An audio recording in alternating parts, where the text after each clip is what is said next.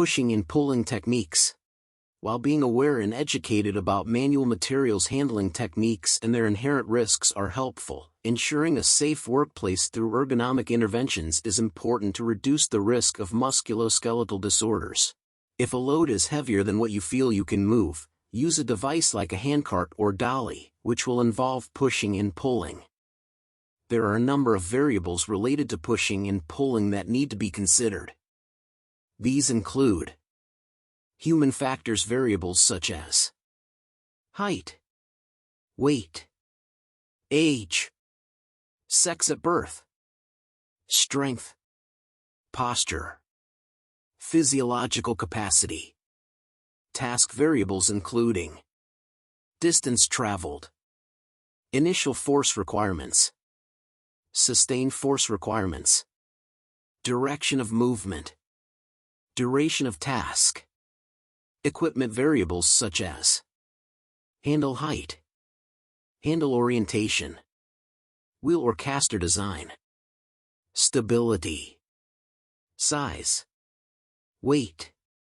Floor/ground variables including surface characteristics, slope, contaminants, general tips.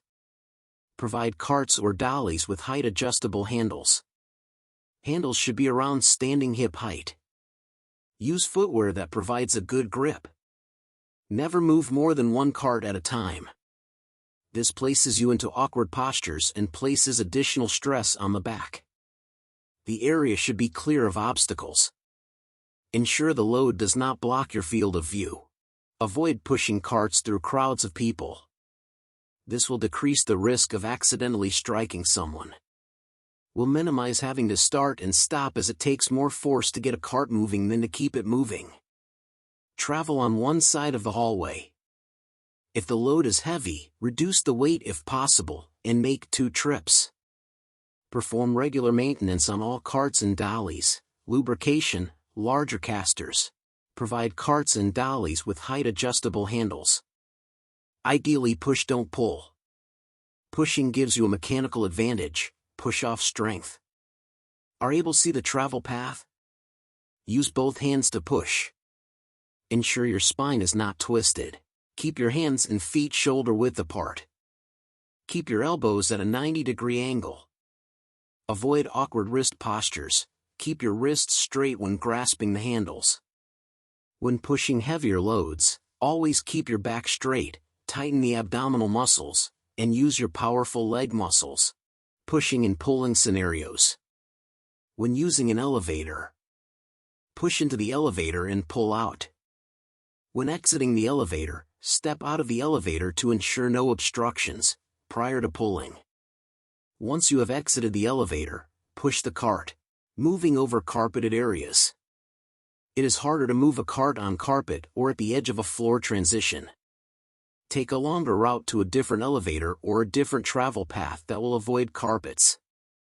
When possible, the initial movement of a cart should start on a hard floor where there is no transition. Avoid trying to start moving a cart near a transition. And avoid stopping on a carpet whenever possible. Moving through doorways. When pushing a cart through a doorway, it is always best to use a magnet system to hold the door open, if available. If there is no way to hold the door open, ask someone to hold the door or use the hips to hold the door open and pull the cart through if you are alone. Ensure the cart stays close to the body in order to avoid overreaching. Encountering a slope or incline.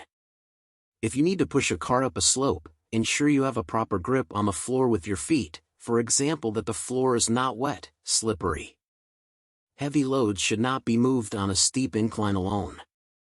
Make 2 trips instead with a lighter load or ask a coworker to help. Pushing/pulling on a slope over 10 degrees is not recommended.